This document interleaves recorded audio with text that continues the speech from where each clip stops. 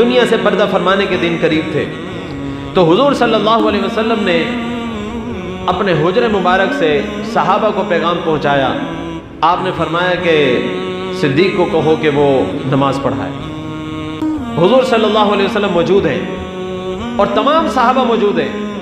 اس زمانے میں حضور صلی اللہ علیہ وسلم فیصلہ فرما رہے ہیں کہ جاؤ صدیق کو کہو کہ نماز پڑھائے۔ حضرت عائشہ صدیقہ رضی اللہ تعالیٰ عنہ نے عرض کیا کہ یا رسول اللہ، میرے والد بڑے نرم دل ہیں،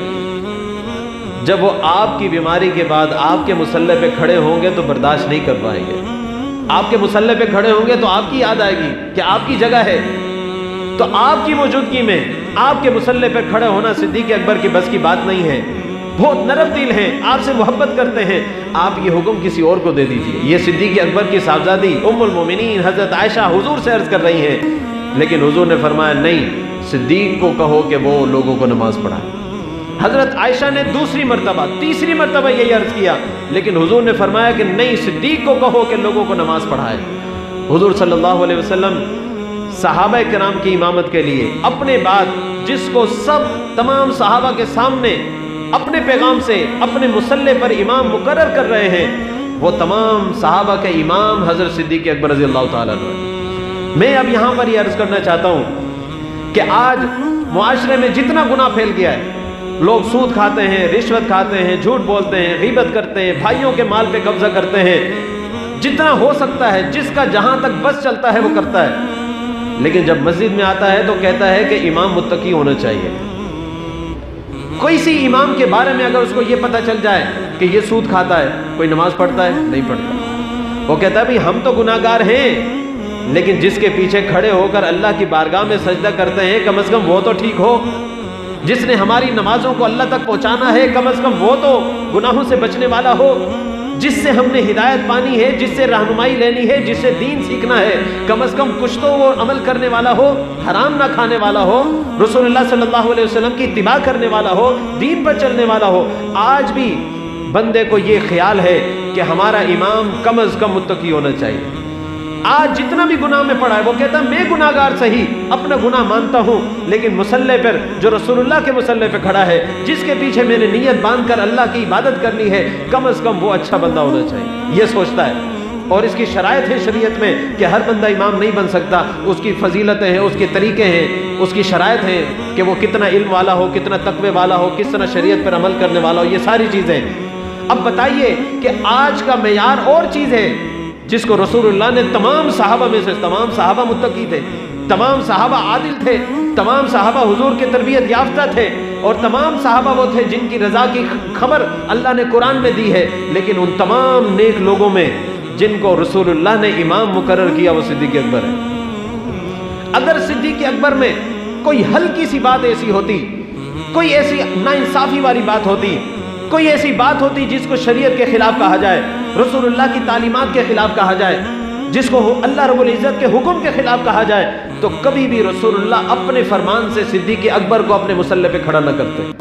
فرماتے اتنے صحابہ میں نے تیار کیے ہیں، کوئی کسی اور صحابی کو میں حکم دیتا ہوں وہ کھڑا ہو جائے، لیکن حضور صلی اللہ علیہ وسلم کا اپنی موجودگی میں اپنے حکم سے اور بار بار عرض کرنے کے باوجود بار بار یہ کہنا کہ صدیق کو کہو کہ تمام صحابہ کو نماز پڑھائے، اس کا مطلب تھا کہ حضور صلی اللہ علیہ وسلم کی نظر میں تمام صحابہ سے افضل صدیق اکبر رضی اللہ تعالیٰ عنہ، اور صدیق اکبر رضی اللہ تعالیٰ عنہ کی ذات میں حضور کی نظر میں کوئی عیب، کوئی خامی، کوئی شریعت کا نقص یہ نہیں تھا۔ یہ بخاری شریف کی حدیث ہے، یہ پہلے میں کئی دفعہ اس حوالے سے عرض کر چکا ہوں، اب میں یہ عرض کرنا چاہتا ہوں۔ پچھلے دنوں ایک وکیل عورت میڈیا پر بیٹھ کر یہ بات کر رہی تھی، اور آج کی عدالتوں کی ناانصافی کی بات کرتے ہوئے صدیق اکبر کی بات کر رہی تھی، اور کہہ رہی تھی جی آج کہاں انصاف ملے گا، آج کہاں سے عدالتوں میں انصاف ہو سکتا ہے، انصاف کا خون تو اس دن ہو گیا تھا جب رسول اللہ صلی اللہ علیہ وسلم کی صاحبزادی اپنا حق لینے خلیفہ کے دربار میں گئی تھی اور ان کو حق نہیں دیا گیا تھا، ان کے ساتھ ظلم کیا گیا تھا، ان کا حق مارا گیا تھا، یہ بات ہے۔ اب بتائیے کہ اس وقت صدیق اکبر رضی اللہ تعالیٰ عنہ خلیفہ ہیں، حضرت صدیق اکبر رضی اللہ تعالیٰ عنہ کے پاس پیغام بھیجنے والی حضرت فاطمہ الزہرا رضی اللہ تعالیٰ عنہ، حضرت فاطمہ الزہرا رضی اللہ تعالیٰ عنہ خود بھی جانتی تھی کہ باغ فدق وراثت میں آنے والا مال نہیں ہے، حضور کی صاحبزادی کو بھی علم تھا، صدیق اکبر رضی اللہ تعالیٰ عنہ کو بھی علم تھا، تمام صحابہ کو علم تھا، لیکن اگر بات یوں ہی خاموشی سے ختم ہو جاتی تو آج ان کو موقع زیادہ ملتا۔ حضرت فاطمہ الزہرا رضی اللہ تعالیٰ عنہ حضور کی صاحبزادی تھی، ان کی نظروں کو سلام، ان کی فراست کو سلام کہ انہوں نے اس وقت دیکھا کہ آنے والے وقت میں لوگ ہمارے اس معاملے کو لے کر ہم پر باتیں کریں گے، صحابہ پہ باتیں کریں گے، تو حضرت فاطمہ الزہرا رضی اللہ تعالیٰ عنہ نے چاہا کہ لوگ کسی پیغامبر کے ذریعے پیغام پہنچایا جائے، واپسی حضور کا فرمان آئے تاکہ لوگوں کو پتہ چل جائے کہ اصل معاملہ کیا ہے۔ تو آپ نے پوچھا، پیغام بھجوایا کہ وہ جو باغ فتح ہے وہ وراثت میں ہمارے حصے میں آئے گا۔ تو حضرت صدیق اکبر رضی اللہ تعالیٰ عنہ نے عرض کیا،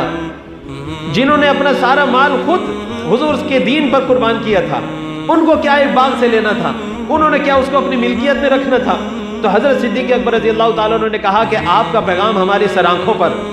لیکن حضور نے یہ ارشاد فرمایا ہے کہ انبیاء جو وراثت چھوڑتے ہیں وہ صدقہ ہوتا ہے، علم ہوتا ہے جو جہاں تک پہنچتا ہے وہاں تک ان کی وراثت پہنچتی ہے، جو مال ہوتا ہے انبیاء چھوڑ کے جاتے ہیں تو وہ صدقہ ہوتا ہے، وہ وراثت اولاد میں تقسیم نہیں ہوتی۔ میں آپ سے یہ عرض کرنا چاہتا ہوں، ہمارے پاکستان کو بنانے والے قائد اعظم، ان کی شان آج تک لوگ بیان کرتے ہیں، کہتے ہیں کہ قائد اعظم کی دیکھو اخلاص اپنے ملک کے ساتھ، اپنے مشن کے ساتھ، کہ ان کی بڑی جائیداد تھی، یہاں پر مکان تھا، وہاں پہ مکان تھا، بہت کچھ ان کے پاس پیسہ تھا، لیکن جب وہ گئے تو ان کی بیٹی زندہ تھی، بیٹی کے نام نہیں کر کے گئے بلکہ پاکستان کے نام کر گئے، پاکستان کو دے کر گئے، اور کہا کہ پاکستان کے لیے وقف ہے، جو میری اولاد ہے وہ خود کما کے کھا لے گی۔ لوگ آج تعریف کرتے ہیں، یہ تعریف یہاں پر تمہیں نظر آئی؟ اگر رسول اللہ صلی اللہ علیہ وسلم اپنا مال اولاد کے نام پر دے جاتے، کیا لوگ کہتے نہیں پہلے یتیم تھے، مال تو کچھ تھا نہیں، پھر اسلام کے نام پر کتنا مال بنایا جو اولاد میں چلا؟ تو جو تعریف آپ ایک عام انسان کے اندر مانتے ہیں، آپ رسول اللہ میں بھی وہ نہیں ماننے پر تیار۔ اس لیے حضور صلی اللہ علیہ وسلم کے کردار سے سب کو کردار ملا ہے، حضور کی شان سے سب کو شانیں ملی ہیں۔ اگر کسی کو پتہ چلا ہے کہ اصل طریقہ کیا ہوتا ہے تو حضور کی تعلیم سے اس کو پتہ چلا ہے۔ تو حضور صلی اللہ علیہ وسلم نے اس لیے پہلے اعلان فرما دیا تھا، تمام صحابہ اس حدیث کو جانتے تھے، حضور نے فرمایا کہ انبیاء کرام درہم اور دینار وراثت میں نہیں چھوڑتے، کوئی مال ہوتا ہے تو وہ وقف ہوتا ہے، امت کے لیے ہوتا ہے، وہ ان کی جو طریقہ کار کے مطابق خرچ ہوتا ہے۔ تو حضرت صدیق اکبر رضی اللہ تعالیٰ عنہ نے یہ جواب دیا، تو حضرت فاطمہ الزہرا رضی اللہ تعالیٰ عنہ نے اس کو قبول کیا، راضی ہو گئی، حدیث میں موجود ہے۔ اور اسی لیے جب حضرت فاطمہ الزہرا رضی اللہ تعالیٰ عنہ کا وصال ہوا تو حضرت علی رضی اللہ تعالیٰ عنہ موجود تھے۔ لوگ کہتے ہیں نا اختلافات تھے وغیرہ وغیرہ، حضرت علی موجود تھے، جنازہ سامنے تھا، حضرت علی رضی اللہ تعالیٰ عنہ خود جنازہ پڑھا سکتے تھے۔ حضرت صدیق اکبر نے کہا کہ علی آگے بڑھیے، آپ جنازہ پڑھائیں، لیکن حضرت علی رضی اللہ تعالیٰ عنہ نے کہا کہ جس قوم کے اندر صدیق ہو وہاں پر امامت کا حق اسی کو ہے۔ حضرت علی فرما گئے۔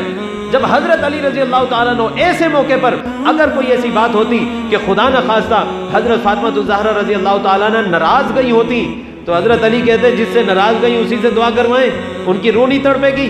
حضرت علی رضی اللہ تعالیٰ عنہ نے کہا آپ ہی امامت کے حقدار ہیں، آپ موجود ہیں، آپ مصلی پہ کھڑے ہو، رسول اللہ صلی اللہ علیہ وسلم کی محبوب صاحبزادی کا جنازہ آپ پڑھائیں، اور آپ نے ہی جنازہ پڑھائیں۔ تو یہ چیزیں میں اس لیے حضور صلی اللہ علیہ وسلم کا فرمان ہے، اللہ اللہ